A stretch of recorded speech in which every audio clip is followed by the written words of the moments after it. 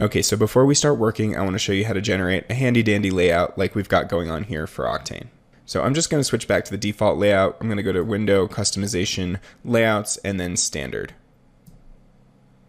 Okay, so first let's come up here to Octane and then open up the live viewer window, and we can just hit render on this.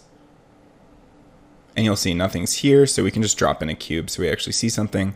And then let's take this and dock this down here.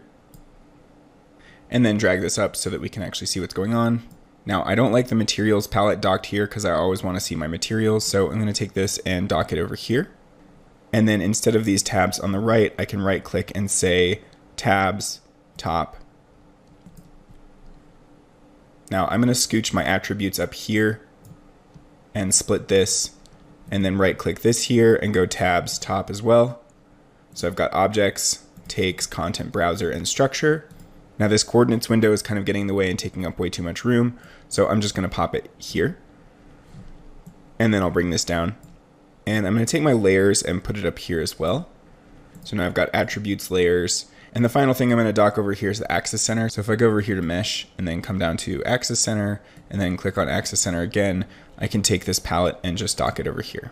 Now I want my timeline down here too, so let's go window and then timeline dope sheet, and then take this and drop it in here. And then finally, I want my node editor. So I'm going to come over here to materials and then Octane node editor. And then let's just drop this here as well. And then I want my Octane settings here to be another tab. Now, if any of these tabs are ever out of order, you can just take it and drag it up one and then reorder where you want this window to go. There we go. Now this isn't Octane related, but I like to have a few buttons up here, so I'm going to come down to Window, Customization, and Customize Palettes, and type in Reset PSR. Drop that in there. I also like Scroll to First Active,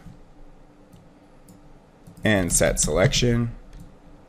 And then I've got a plugin called Magic Solo that's free that I also really like having up here. And then I also like to create buttons for things like null objects, so let's just drop that in here. Let's actually move it over here. And we don't need the Cinema 4D lights for this setup, so let's just double click to remove that. And then another menu I use constantly would be like this list with the cloner, though I don't necessarily need all of these other things, so I can just kind of lose some of these and maybe move the cloner to the top. And then just delete some of these less used tools. MoGraph selection is pretty good, so I'll leave that in there. And then I can right click and I can fold this palette. And I can also go and right click and change the icon size to large. And then I can also go to the show menu and deselect the text so it's just an icon. So now I've got this pretty sweet palette here. And same thing with the effectors list. I could just do this and right click and fold this. And then again, large icon and no text. So now I've got my list of effectors and I've got the cloner along with a bunch of other really important objects. Now for the Octane buttons, if we go back to Customization, Customize Palettes, we're going to find that we can't undock this Octane menu, so we'll have to manually type this in. So let's type in Octane here. And now we can go New Palette, and then just drag this Octane camera in here. And let's make this wider. And now let's grab the daylight, and we're going to want the fog volume as well as the VDB volume. And we want a diffuse material, a glossy material, and if we scroll down, a specular material. And then we also want the mix material, the composite material, which used to be called the blend material and still has blend in the icon. And then let's put a metallic material here. And let's also grab the universal material. We could even pop in the tune material. We definitely want Octane scatter in there.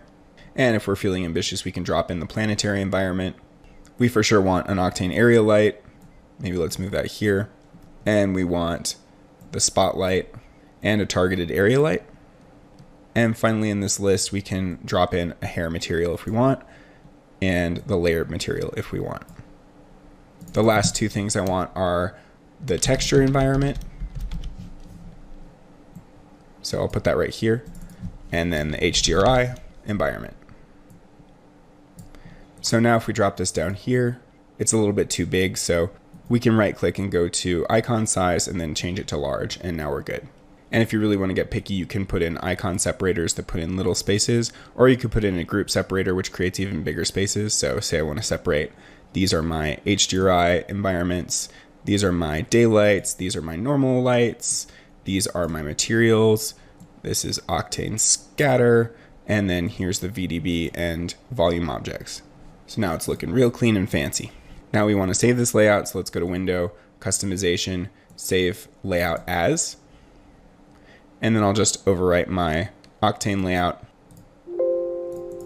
And then one last thing I also like to do is change this direct lighting default to path tracing, and change this GI clamp down to 1, and change these max samples to 1000. We'll get into what all this means in a bit, but these are my favorite default settings. So I'm going to go back to Window, Customization, and then Save Layout As, and then just replace my Octane layout.